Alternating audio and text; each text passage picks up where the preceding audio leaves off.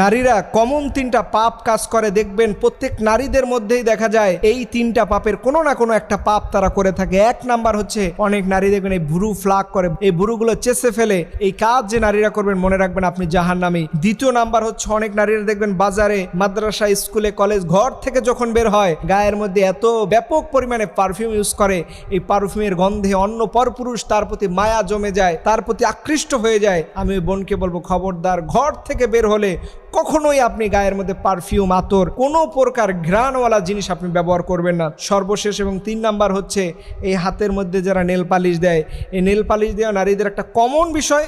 আমি নারীদেরকে বলবো, আপনি নেল পালিশ দিলে এই নেল পালিশের মধ্যে যে আবরণ থাকে, যে লিকুইড থাকে, এটা শরীরকে ভেদ করতে পারে না। যেটা মেহেদি বা অন্যান্য যে লিকুইডগুলো থাকে, যেটা মেহেদি দেওয়ার পরে দেখবেন আপনার হাতের মধ্যে পানি স্পর্শ করে, কিন্তু কখনোই আপনি নেল পালিশ দেওয়ার পরে